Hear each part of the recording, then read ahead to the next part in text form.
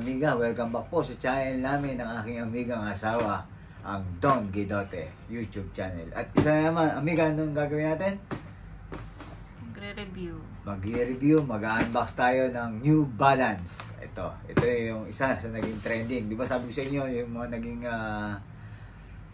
review natin, yung mga nauna, nag-Jordan tayo, yung ating Jordan 1, nag-Samba, tapos ito yung nag-trending din dito sa Kuwait, at hindi lang sa Kuwait, siyempre sa ibang content sa Pilipinas, kahit saan. At itong i-review natin ay 327 ng New Balance. Ayan o. New Balance. Saka ito siya. 327 WEG. Ito yung aking size. 9.5 sa US. At kung sa UK naman ay 8. At sa Euro size 43. Kita nyo ang ating kulay ng damit. Pinartneran ko rin, amiga. At ito ang ating taran, ang New Balance WEG. Yun, 9.5. Ito yung aking size 43. At ito yung ating i-review dito sa Kuwait. At ito, ikutan natin, amiga. Yun o, isang ikot muna.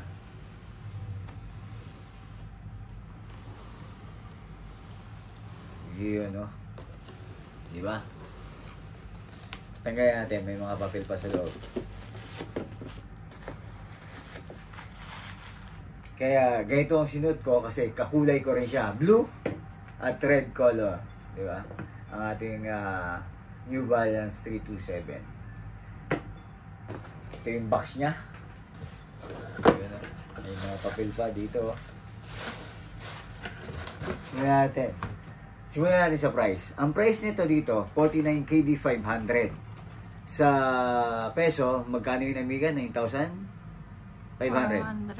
9,500. Sa KD, 49 KD 500.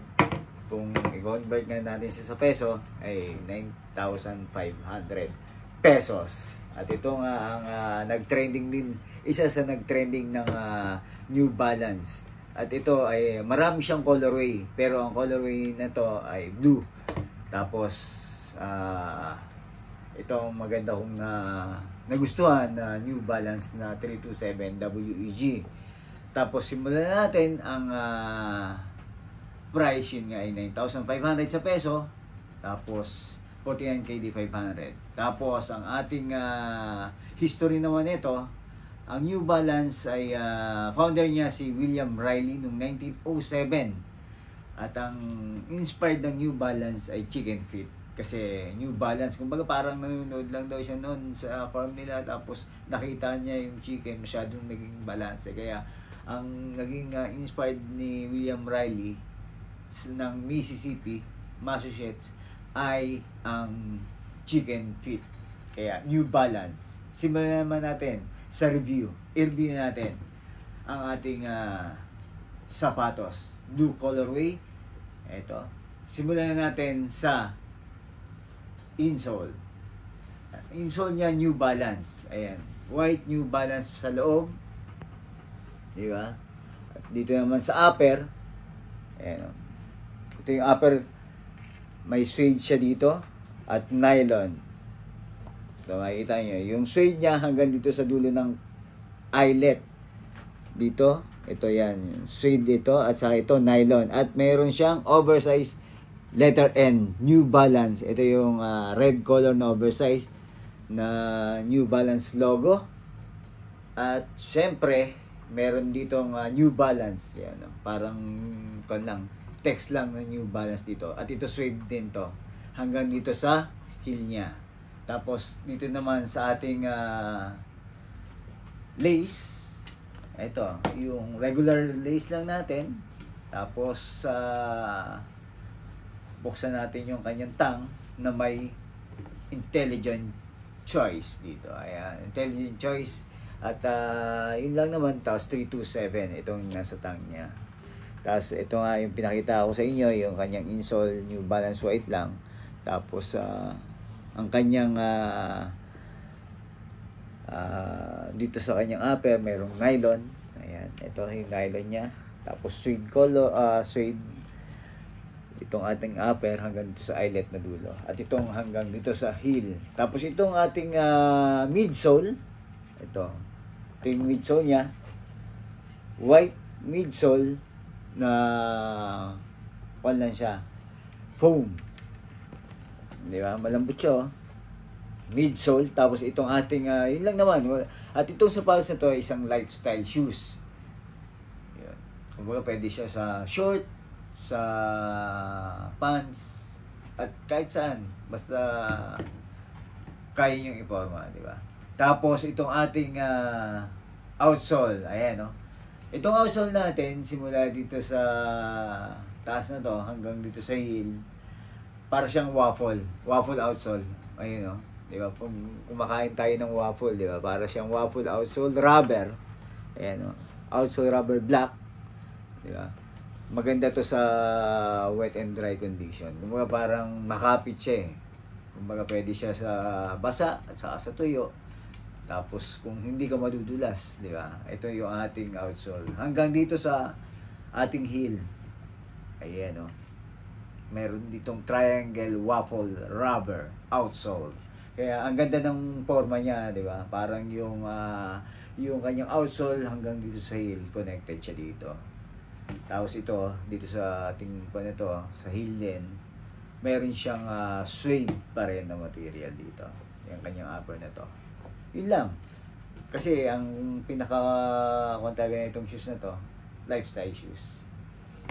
Ganda, di ba, amiga? Naganda ka ba? Ayun. Ito ang ating review ng ating 327 na New Balance. Ayan. Di ba? Sana ma-review rin natin yung New Balance 530. Isa sa nag-trending yon bukod sa 327. Ang 327 na to, marami siyang colorway. Kaya sa colorway na blue, ito yung nagustuhan ko. Ito yung napili ko. Kasi isang color lang, tapos may oversized logo na red dito ng letter N. Kaya simpleng-simple lang. Maganda sa short, maganda sa jeans. Kaya ang aking sunod din, tamang-tama, blue and red ng Cavaliers. Shout out sa iyo, LeBron James. Ayun, pero tayo naka-New Balance ngayon. Sana nagustuhan nyo ang review ng ating New Balance 327 at suot natin kung gaano ko siya ka-comfort at kakomportable ng sobra-sobra. Amiga, susuot ko lang to. Ayan, oh. Dahil lang niya isuot. Nakita ba kanina may ganun pagsuot ko? Suot ko, tama mo, dahil. Hindi ko na may medyasan to. Pero sa inyo yan, kung gusto yung medyasan. Pero ako, may medyasan ko. Nag-review lang naman tayo, kaya hindi ko na siya may medyasan. Kita nyo sobrang kapit ng kanyang kanya, tumutulog pa. Ng kanyang rubber. Di ba? Ang ganda sa short, maganda sa skinny rin to. Kasi hindi ko naman ako mahilig sa... Maganda yung panlakad talaga. No? Tsaka kahit kwanto, yung mahabang lakaran, pwede. Kasi nga itong shoes na to, lifestyle shoes, pwede sa jeans, kahit saan lakad pwede to. Pwedeng daily use, kumbaga. And, sobra, bagay din sa aking outfit. Di ba? Maganda, komportable. Di ba? Pag naglalakad, kita mo yung yung ganda niya pag naka-short. Pwede rin talaga sa pantalon to. Tapos yung style niya, gustong-gusto ko. Di ba? Ayan, oh. Itong kabila, di ba? Wala siyang N logo. Yung kabila lang itong left side ko. At ito sa kabila, siyempre yung kanan. Hindi siya kabilaan. Ganda. Yung sabi nga natin, kung i-rate natin siya sa 1 to 10, siyempre wala namang perfect. Mga 9.5 to. Pwede na rin. Pwede na nga sa perfect eh. Kasi nga, kumbaga, daily use, daily wear din to. Tapos, lifestyle shoes nga. Kumbaga parang, okay kahit saan. Diba? Pamorma. At saka, siyempre, siguro mga short run, pwede rin to. Kung kayo'y mag-exercise pero hindi ganun ka-fun. Mas maganda talaga to, siyempre, fun lang. Panglakad-lakad at pamorma. Sa pormahan, maganda siya, no, amiga? Pang short na ganun. Pang short talaga. Tsaka, makikita mo maporma talaga. Kumbaga sa sasakyan, kumbaga ito yung kwan eh. Pagka pinarking mo talagang o kaya nakikita mo sa daan, mapapa-second look ka. Kasi nga, maporma ang ating New Balance 327. Oh, mga amigo at amiga, sana magustuhan nyo. Sana nagustuhan nyo ang ating review. At sana abangan nyo yung ating pang mga review ng mga sapatos. Yung mga nagte-trending lang at saka yung mga kumbaga sabihin natin maganda sa paningin ni amiga at sa paningin ko. Kaya New Balance 327, okay na okay ito. Sabi nga natin, kung i-rate natin hanggang 10, 9.5, pwede ng perfect. Kaya, amigo to amiga, paki-subscribe Don Guidote YouTube channel. At isa namang review ang ginawa natin ngayon dito sa Kuwait Buhay OFW, Buhay Kuwait. Ingat po at respeto sa bawat isa. New Balance 327.